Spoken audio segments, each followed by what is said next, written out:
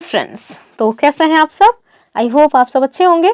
चलिए हम लोग सीटेड जुलाई जो 2025 में होना है उसके लिए हिस्ट्री सेक्शन के जो PYQs है इसको सॉल्व कर रहे हैं।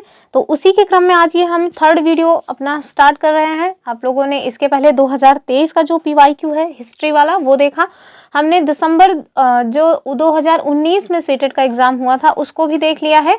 आज हम लोग जुलाई 2019 में जो एग्ज़ाम हुआ था उसमें हिस्ट्री सेगमेंट से कौन कौन से क्वेश्चंस पूछे गए हैं वो डिस्कस करेंगे। और हम लोग हिस्ट्री क्यों डिस्कस कर रहे हैं, क्योंकि हमने हिस्ट्री ऑलरेडी कंप्लीट करा दिया है क्लास 6 से 8 तक NCERT।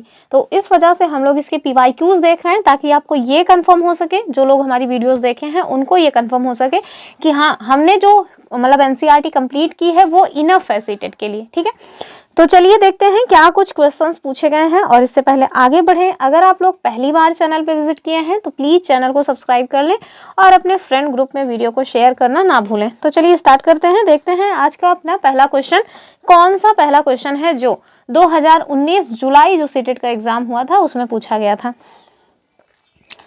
और इसके पहले की जो वीडियोस हैं वो क्लास 6 to 8 जो NCERT हिस्ट्री है उसी के प्लेलिस्ट में आपको सबसे नीचे देखने पे मिल जाएंगे। चलिए देखिए क्या कुछ कह रहे हैं कि 18वीं शताब्दी के अंतिम चरण में बम्बई, मद्रास और बंगाल प्रेसिडेंसियों का विकास ईस्ट इंडिया कंपनी के किन व्यापारिक केंद्रों से हुआ था। तो हमने जब ये वाला चैप्टर स्टार्ट किया था तो उसमें सबसे पहले एक बंदरगाह का नाम लिया था, वो था सूरत बंदरगाह। तो जाहिर सी बात है कि सूरत बंदरगाह तो इसमें आना ही चाहिए। हम लोग चलिए ऑप्शंस देख लेते हैं। तो हम पहले ही बता चुके हैं सूरत तो आना ही आना है, तो इन दोनों को तो पहले ही आप एलिमिनेट कर दीजिए। फिर देखिए कह रहे हैं कि बम्बई, मद्रास और बंगाल। अब बंगाल जो प्रेसिडेंसी है ये वाला जाहिर सी बात है कि दिल्ली के आसपास जो बंदरगाह है वहां से तो डेवलप नहीं होगा, तो इसको भी आप निकाल दीजिए। इसका जो सही उत्तर है ना वो पहला वाला हो जाएगा कि बम्बई, मद्रास और बंगाल प्रेसिडेंसियों का विकास जो ईस्ट इंडिया के व्यापारिक केंद्रों से हुआ वो कौन सा है, सूरत, मद्रास और कलकत्ता। ठीक है, तो इसका जो उत्तर हो जाएगा वो हो जाएगा हमारा ऑप्शन ए वाला। और इसके लिए आप हमारी जो वीडियोस हैं क्लास 6 to 8 NCERT उन्हें देखना ना भूलें, उनकी प्लेलिस्ट बनी हुई है। मात्र 34 वीडियोस हैं, आप उन्हें ज़रूर देख लें। उसके बाद एक बार आप बुक पढ़ लें, आपको बहुत अच्छी से जो प्रिपरेशन है वो हो जाएगी हिस्ट्री सेगमेंट की। अभी हम लोग पॉलिटी देख रहे हैं, पॉलिटी में भी हमने 3-4 टॉपिक ऑलरेडी कवर कर लिया है। आप लोग चैनल पर जा करके उन सबको देख सकते हैं। अगला क्वेश्चन देखिए क्या कह रहे हैं। तो ये क्वेश्चन काफ़ी लेंदी था, इस वजह से मैंने वैसे ही प्रिंट करके रख लिया, मतलब स्क्रीनशॉट करके रख लिया, प्रिंट नहीं किया। देखिए एक साइड ना कला रूप दिया हुआ है, एक साइड नामावली दी है, आपको इसका मिलान करना है। चलिए देख लेते हैं। ABCD 4 आपको ऑप्शंस दिए हुए हैं, इन्हीं को मैच करना है। जो पहला ऑप्शन ए है वो क्या कह रहा है, कह रहा है कि कला की वह तकनीक जो असली जैसी तस्वीरों को बनाने में सहायक थी। तो आपको बताना है कि वो कौन सी तकनीक है जो असली जैसी जो तस्वीरें हैं उसको बनाने में सहायता करती थी। दूसरा है कि चित्रकारी जिसमें भारतीय भूदृश्यों को अनूठा अनछुआ दिखाया जाता था। तीसरा कह रहे हैं कि भारत में यूरोप वासियों की ऐश्वर्यपूर्ण जीवन शैली, धन संपदा और रौब दाब दर्शाती चित्रकला। और तीसरा क्या है, ब्रिटिश साम्राज्यवादी इतिहास और विजयी दृश्यों को चित्रित करने वाली चित्रकला। तो आपको मैच करना है कि नयनाभिराम, रूप चित्रण, इतिहास चित्रण या फिर तैल चित्रकला। यही 4 विकल्प हैं, इन्हीं से आपको मैच करना है। तो इसका जो सही उत्तर हो जाएगा ना पहला वाला, देखिए जो पहला वाला है कि ऐसी कला जो मतलब कि असली जैसी जो चीज़ें हैं उनको बनाने में सहायक थी, वो था हमारा तैलीय चित्रकला। ठीक है, आपको NCERT में तैलीय लिखा मिलेगा, तो तैलीय चित्रकला या तैल चित्रकला। तो पहले का ए होना चाहिए, यानी कि ए का 4 होना चाहिए। देखिए ए का 4 केवल एक ही में दिया है, तो हमारा ऑप्शन ए जो है वो ठीक हो जाएगा। अगर आपको एक विकल्प पता हो तो फिर देखिए टन्ना से हो गया। दूसरा देख लीजिए किससे मैच करेगा। तो जो दूसरा है वो मैच करेगा हमारा कि भारतीय चित्रकारी जिसमें भारतीय भूदृश्यों को अनूठा अनछुआ दिखाया जाता था, वो हो जाएगा हमारा नयनाभिराम। ठीक है, तीसरा कौन सा है, भारत में यूरोप वासियों की जो ऐश्वर्यपूर्ण जीवन शैली है उसको दर्शाया जाएगा। तो जाहिर सी बात है ये देख के भी लग रहा है कि ये रूप चित्रण होगा। फिर बचा हमारा लास्ट वाला कि ब्रिटिश साम्राज्यवादी इतिहास और विजयी दृश्य को जो मतलब चित्रित करने वाली चित्रकला है, तो जाहिर सी बात है कि वो इतिहास चित्रकला हो जाएगा। तो आप इसको अगर एक भी आपको ढंग से क्लियर होता तो आपका ये क्वेश्चन बन जाता। ठीक है, तो इसका उत्तर हो जाएगा हमारा ऑप्शन 1 जो है वो सही है। अगला क्वेश्चन देखें। बौद्ध धर्म से और जैन धर्म से क्वेश्चन ना पूछा जाए ऐसा तो हो ही नहीं सकता, हर साल क्वेश्चन बनता है। और आज जो 2019 में जो क्वेश्चन पूछा गया है वो क्या है, कह रहे हैं कि आपको 2 स्टेटमेंट्स दिए हुए हैं और आपको बताना है कि कौन सा ऑप्शन के माध्यम से सही हो जाएगा। पहला स्टेटमेंट क्या है, कह रहे हैं कि ए और बी कथनों पर बौद्ध महायान के संदर्भ में विचार कीजिए और सही उत्तर का चयन करना है। ठीक है, तो महायान, ठीक है ना, ध्यान से देखिएगा कि बौद्ध धर्म की जो महायान शाखा है उसके बारे में क्वेश्चन पूछा जा रहा है, क्योंकि उसकी 2 ब्रांचेज हैं, एक महायान दूसरा हीनयान। तो हीनयान और महायान में जो अंतर है वो आपको पता होना चाहिए। पहला विकल्प कह रहे हैं कि बौद्ध धर्म के इस रूप में, किस रूप में, तो महायान जो रूप है उसकी बात हो रही है, बुद्ध की उपस्थिति कुछ एक संकेतों का उपयोग करते हुए मूर्तियों में दिखाई गई है। अच्छा, दूसरा करें महायान बौद्ध धर्म के आने के साथ ही बोधिसत्वों में विश्वास समाहित हुआ। आपके पास ऑप्शंस क्या हैं, ए सही है बी गलत है, दूसरा करें ए गलत है बी सही है, तीसरा करें ए बी दोनों सही है और चौथा है कि ए और बी दोनों गलत हैं। तो अगर आपने हमारी वीडियो देखी होगी तो आपको समझ आ रहा होगा कि बौद्ध धर्म का जो महायान शाखा था ना, उसमें जो बुद्ध हैं उनको मूर्तियों के रूप में दर्शाया गया है, ना कि संकेतों के रूप में। तो संकेतों के रूप में किनको दर्शाया गया है, तो जो हीनयान जो बौद्ध धर्म की शाखा थी उसमें बुद्ध को संकेतों के रूप में दर्शाया गया। ठीक है, तो हीनयान में बुद्ध को संकेतों के रूप में दर्शाया गया है, महायान में बुद्ध को मूर्तियों में दर्शाया गया। तो पहला वाला तो स्टेटमेंट रॉन्ग हो गया। अब देखिए पहला कहाँ सही है, काट दीजिए उसको, तो ये भी गलत, और ए वाला कह रहे हैं सही है तो ये भी गलत। 2 ऑप्शन हमारे इलिमिनेट हो गए, अब 2 ऑप्शन बचे। कह रहे हैं कि महायान बौद्ध धर्म के आने के साथ ही बौद्धिसत्वों में विश्वास समाहित हुआ, तो ये बात एकदम सही है, तो बी तो हमारा सही होना चाहिए। ठीक है, तो ये देखिए ऑप्शन बी जो है वो सही हो जाएगा कि ए गलत है बी सही है, तो इसका उत्तर क्या होगा, ऑप्शन 2। अगला क्वेश्चन देखेंगे हम लोग।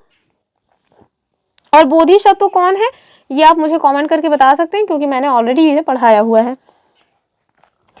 अब हमसे फिर से बौद्ध धर्म से ही दूसरा क्वेश्चन पूछा गया है, एक ही साल में बौद्ध धर्म से 2 क्वेश्चन, देख लीजिए कितना इंपॉर्टेंट सेगमेंट है ये।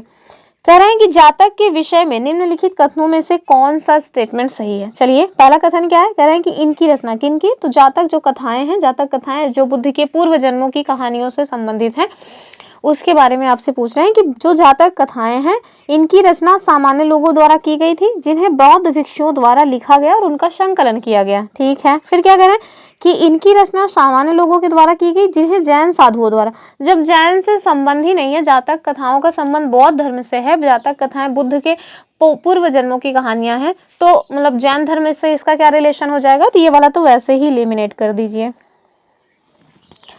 तीसरा ऑप्शन क्या है कि इनकी रचना बौद्ध भिक्षुओं द्वारा की गई थी, जिन्हें सामान्य लोगों द्वारा लिखा गया और उनका संकलन किया गया। अरे भैया, जब बौद्ध भिक्षु लिखेंगे मतलब पहले से लिख दिए हैं तो सामान्य लोग क्या ही उसमें करेंगे, तो ये तो वैसे भी गलत हो गया। कह रहे हैं कि इनकी रचना जैन साधु, तो जैन से कोई मतलब ही नहीं। उत्तर देखिए पहला वाला निकल आया। ठीक है, कि जो जातक के विषय में बातें की गई हैं, ये जो सामान्य लोग थे वो इस तरह की कहानियां कहते रहते थे, आगे चल करके जो बौद्ध भिक्षु हुए उनके द्वारा इनका संकलन किया गया। ठीक है, तो ऑप्शन ए जो है वो सही हो जाएगा, जिसमें मैंने आपको बताया था इन्हीं जातक कथाओं से ली गई है एक बंदर राजा की कहानी, जो कहानी मैंने आपको बताई हुई थी जब मैं बौद्ध धर्म पढ़ा रही थी तब। नेक्स्ट क्वेश्चन देखिए, कह रहे हैं कि आईने अकबरी के विषय में, तो ये वाला जो क्वेश्चन जिन्होंने भी देखा है अगर उनसे ये क्वेश्चन नहीं बन रहा है तो समझ लीजिए आपने मेरी क्लास ही नहीं देखी, क्योंकि एक एक पॉइंट इसमें मैंने बहुत अच्छे से क्लियर किया है। कह रहे हैं कि आईने अकबरी के विषय में निम्नलिखित में थे, मतलब निम्नलिखित कथनों में से कौन सा सही है। चलिए देख लेते हैं। पहला कह रहे हैं कि यह अकबरनामा शीर्षक के अंतर्गत अकबर के शासन के इतिहास की 3 जिल्दों में से पहली जिल्द है। ओहो हो, वैसे भी यहाँ तक पूरा स्टेटमेंट सही था, लेकिन जब ये जिल्द की संख्या के रूप में आया तो कह रहे हैं पहली जिल्द है, तो ये पहली जिल्द तो नहीं थी। ठीक है, तो ये वाला तो रॉन्ग हो जाएगा। कह रहे हैं इसमें अकबर के पूर्वज और अकबर के शासन की घटनाओं का विवरण दिया गया है। देखिए अकबरनामा में ये बातें की गई हैं, लेकिन जो अकबरनामा है ना वो 3 जिल्दों में यानी 3 पार्ट्स में डिवाइड है। तो हमसे जो पूछ रहे हैं वो आईने अकबरी की बात कर रहे हैं, तो आपको अगर ये पता हो कि आईने अकबरी पहली जिल्द है, दूसरी जिल्द है या तीसरी जिल्द है, तब तो आप ये क्वेश्चन कर ले जाएंगे। तो ये तो नहीं होगा। कह रहे हैं कि यह मिर्जा हाकिम, भैया मिर्जा हाकिम ने लिखा ही नहीं था, इसकी रचना अबुल फजल के द्वारा की गई थी, तो ये भी गलत हो गया। अब जाहिर सी बात है जब 3 गलत हो गए तो चौथा तो सही हो ही जाएगा। तो भैया जो आईने अकबरी है ना, ये अकबर के प्रशासन के विविध पहलुओं के विषय में संपन्न सांख्यिकीय विवरण प्रस्तुत करता है। ठीक है, ऑप्शन जो 4 है वो सही हो जाएगा। और ये जो है आईने अकबरी वो अकबरनामा की तीसरी जिल्द है, जिसकी रचना किनके द्वारा की गई है, तो अबुल फजल के द्वारा की गई है। ठीक, ये सारे पॉइंट्स आप याद रखिएगा। ऑप्शन 4 जो है वो इसका सही आंसर हो जाएगा। टोटल 12 क्वेश्चंस पूछे गए हैं 2019 जो सीटेट जुलाई में हुआ था, उसमें हिस्ट्री सेगमेंट से। ठीक है, तो सोचिए कि कितना इंपॉर्टेंट सेगमेंट है हमारा हिस्ट्री, जो कि बहुत ज़्यादा बड़ा मतलब कि बहुत ज़्यादा बड़ा पोर्शन भी नहीं है। अब आप पूरा हिस्ट्री, पता चला आप स्पेक्ट्रम पढ़ रहे हैं और जो सतीश चंद्रा है वो सब पढ़ रहे हैं, तो आप गलत कर रहे हैं। आपको केवल 6 से 8 क्लास की जो एनसीईआरटी है ना, वही अकेले कंप्लीट करनी है और आपके सारे क्वेश्चन सीटेट के लिए बन जाएंगे। क्योंकि ये यूपीएससी या यूपीपीसीएस का एग्जाम नहीं है, ये एक मतलब होता है ना एलिजिबिलिटी टेस्ट है, तो उसमें वही क्वेश्चंस पूछे जाते हैं जो आपको बच्चों को करवाना है। 5वां क्वेश्चन क्या कह रहे हैं? कह रहे हैं कि निम्नलिखित में से किसने अपनी कृतियों को शामिल करते हुए बाबा गुरु नानक की रचनाओं को गुरुमुखी में संकलित किया? तो मैंने इसको भी बहुत अच्छे से एक्सप्लेन किया हुआ है। ऑप्शंस क्या हैं? गुरु गोविंद सिंह, गुरु अंगद, गुरु अर्जुन देव या फिर गुरु तेग बहादुर। तो ये आधुनिक भारत का इतिहास जो क्लास 8 है ना, उसमें मैंने इसको कराया हुआ, मतलब क्लास 8 की हिस्ट्री में आधुनिक भारत के इतिहास में एक चैप्टर है, चैप्टर का नाम मुझे नहीं याद है, इतना थोड़ी ना याद रहता है किसी को, तो उसमें मैंने कराया हुआ है। तो हमारे पास ऑप्शंस जो है गुरु गोविंद सिंह, गुरु अंगद, गुरु अर्जुन और गुरु तेग बहादुर। तो इसका उत्तर क्या हो जाएगा? इसका उत्तर हो जाएगा हमारा ऑप्शन 3 वाला, यानी कि गुरु अर्जुन देव। ठीक है, तो जो मतलब कि अपनी भी कुछ कृतियों को शामिल करते हुए बाबा गुरु नानक की रचनाओं को गुरुमुखी में संकलित, गुरुमुखी क्या है? तो लिपि है। ठीक है, तो सिख धर्म की या जो मतलब गुरुलिपि पंजाबी भाषा है ना, उसकी लिपि है गुरुलिपि। ठीक है, तो उस मतलब की लिपि में गुरुमुखी में संकलित किया है किसको? तो गुरु अर्जुन देव जी के द्वारा, जो सिखों का ग्रंथ है ना, जिसको क्या कहते हैं? गुरु गोविंद साहिब ना, सिखों के ग्रंथ को गुरु गोविंद साहिब कहते हैं, गुरु गोविंद साहिब। ठीक है, गुरु गोविंद साहिब, तो इसी ग्रंथ को संकलित किया गया है। ठीक है, तो गुरु अर्जुन देव के द्वारा। आप मुझे कमेंट करके बता सकते हैं कि गुरु अर्जुन देव सिखों के कौन से नंबर के गुरु थे, क्योंकि आपको टोटल 10 गुरुओं के बारे में जानना होता है। तो आप बताइए कि कौन से क्रम के गुरु हैं गुरु अर्जुन देव। अगला क्वेश्चन देखिए, थोड़ा लेंथी सा क्वेश्चन था, तो इसको मैंने ऐसे ही ले लिया, लेकिन ये क्वेश्चन ना दरअसल गलती से हमने ले लिया। क्यों? क्योंकि ये क्वेश्चन ना तो हिस्ट्री का है, ना पॉलिटी का है, और ना ही ज्योग्राफी का है। ये क्वेश्चन जो है इकोनॉमी से पूछा गया है, तो जो क्लास 6 to 8 की इकोनॉमी है ना, उससे ये क्वेश्चन बना हुआ है। लेकिन फिर भी हम सोच रहे हैं कि अब ले लिए हैं तो इसको आपको सॉल्व भी करा देते हैं। चलिए, क्या कह रहे हैं? कह रहे हैं कि 2 सूची दी गई है, एक सूची ए और दूसरा है सूची बी। इस पे आपको विचार करना है। सूची ए क्या कह रहा है कि ए जो है वो विभिन्न प्रकार के ग्रामीण रोजगार से संबंधित, यानी कि गांव में जो रोजगार हैं उनसे रिलेटेड है। जबकि जो हमारा सूची बी है वो भी मतलब विभिन्न प्रकार के ऋण से संबंधित है। ठीक है, तो चलिए देख लेते हैं। और आपसे क्वेश्चन क्या पूछ रहे हैं? सूची ए की मदों का सूची बी की मदों से मिलान कीजिए ऋणों को सर्वोचित कारण के आधार पर। चलिए देखते हैं। जो सूची ए है उसमें कह रहे हैं कृषि श्रमिक। ठीक है, तो ये क्या है? विभिन्न प्रकार के ग्रामीण रोजगार में एक रोजगार दिया गया है कृषि श्रमिक, दूसरा दिया गया है बड़ा किसान, तीसरा दिया गया है मध्यम किसान।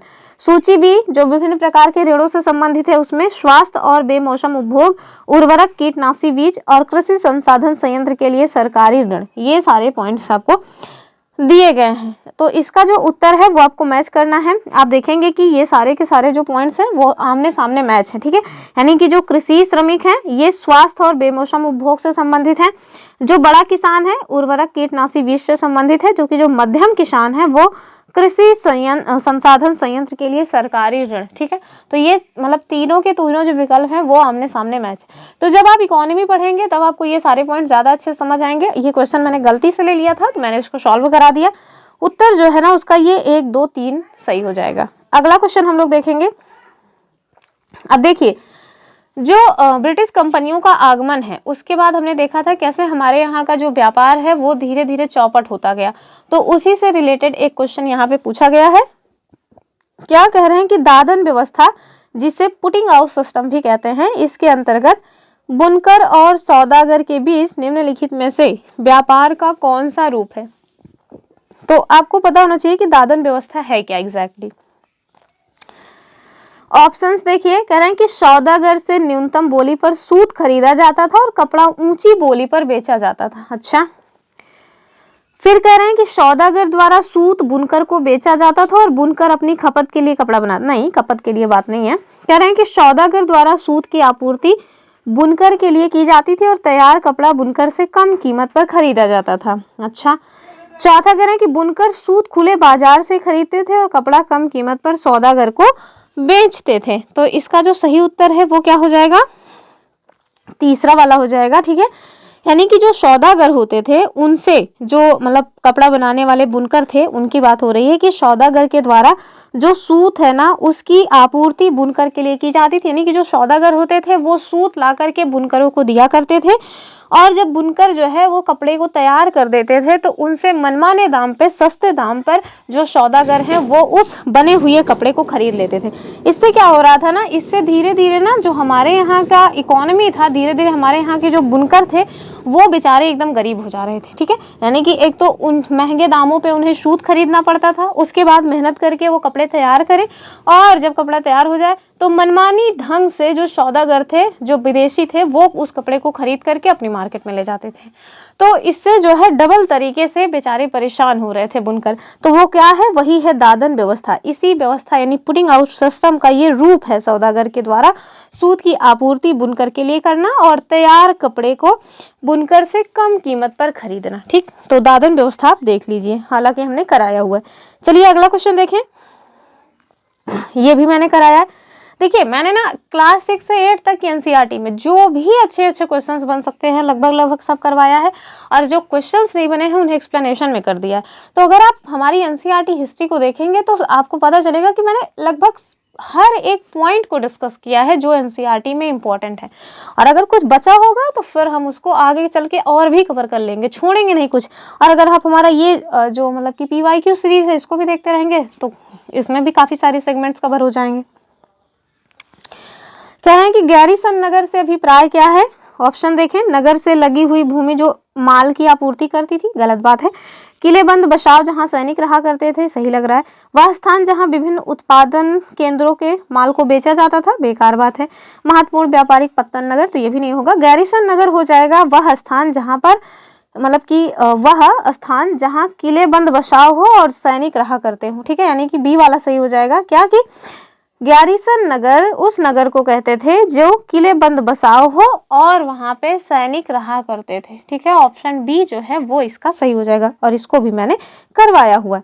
चलिए अगला क्वेश्चन देखेंगे और ये तो आई थिंक आप सबको समझ आ रहा होगा। मैंने इसको तीनों पद्धति पढ़ाई है, महालवारी, जमींदारी, रैयतवारी। ठीक है, क्वेश्चन क्या है, करें कि महालवारी और रैयतवारी राजस्व प्रणालियों के संदर्भ में ए और बी कथनों पर विचार कीजिए और सही उत्तर का चयन कीजिए। चलिए, पहला ऑप्शन क्या है, महालवारी बंगाल प्रेसिडेंसी के उत्तर पश्चिम प्रांतों के लिए एक युक्ति थी, जबकि रैयतवारी ब्रिटिश नियंत्रण वाले दक्षिण भारतीय इलाकों के लिए मतलब थी। दूसरा क्या है कि महालवारी में गांव का मुखिया पूरे गांव के संकलित राजस्व को कंपनी को अदा करता था, जबकि रैयतवारी में किसानों के साथ सीधा समझौता किया जाता था।